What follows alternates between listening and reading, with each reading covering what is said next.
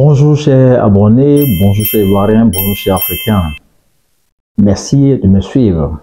Aujourd'hui, nous parlerons de la présence des bases militaires en Afrique francophone et particulièrement la Côte d'Ivoire.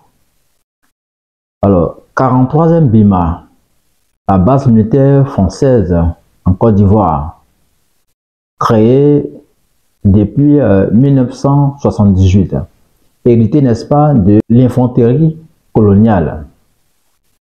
Ici, nous ne venons pas pour répéter l'histoire, même si la répétition est pédagogique, mais pour dire qu'il est temps pour cette base française de donner la main. Quand tu vis chez quelqu'un, à un moment donné, il faut partir. N'attends pas qu'on te chasse. Un coq qui protège un éléphant, c'est déjà contre nature.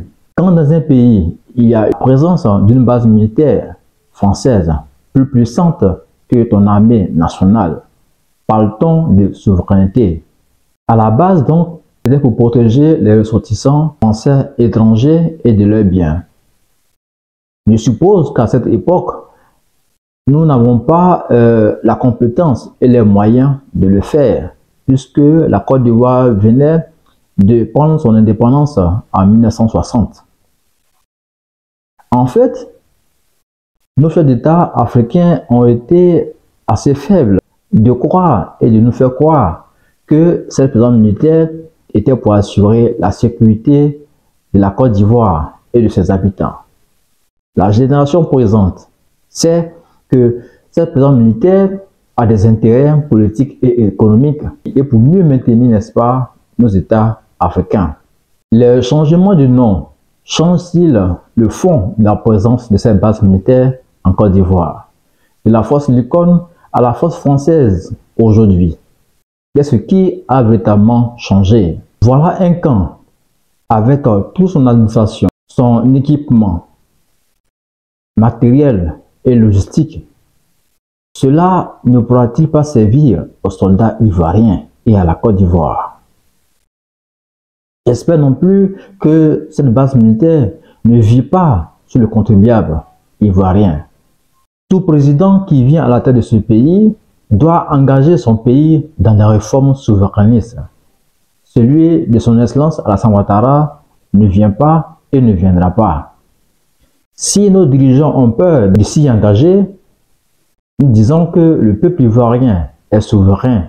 C'est à lui de s'y engager. La Côte d'Ivoire, avec tout son potentiel humain et financier, ne saurait accepter encore plus longtemps cette présence de bases militaires sur son sol.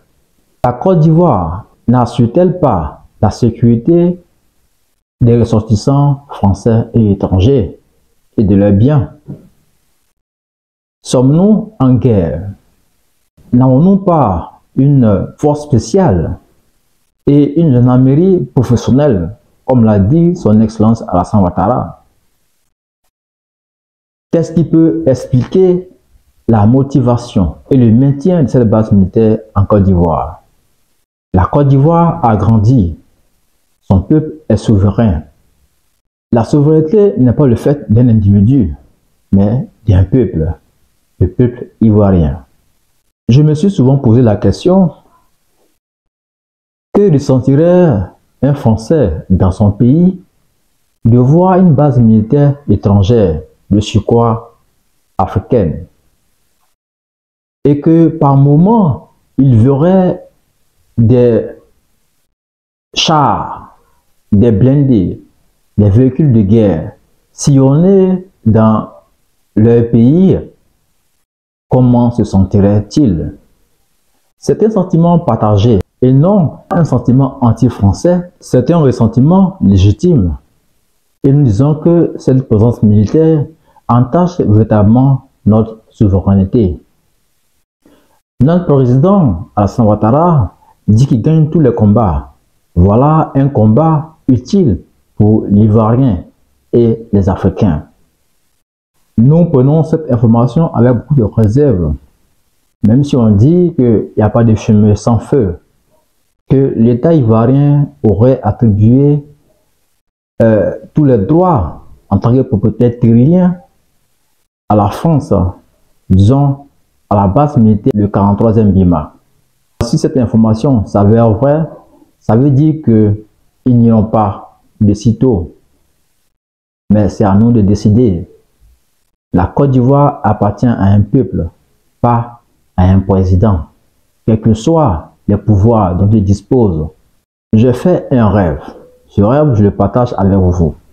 Le drapeau de la Côte d'Ivoire flottait sur le 80e BIMA et fera de la Côte d'Ivoire la base militaire la plus puissante en Afrique francophone.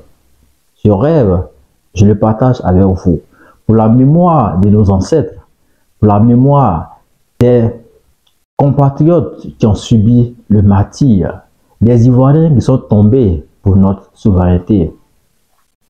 Que chaque Ivoirien, chaque Africain s'approprie ce rêve.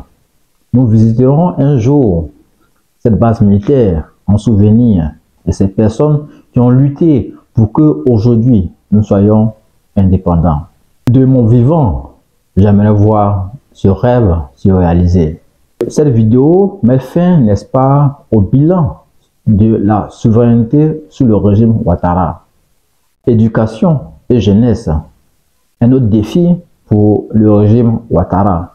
A-t-il réussi à contenir toute cette jeunesse à travers ces réformes?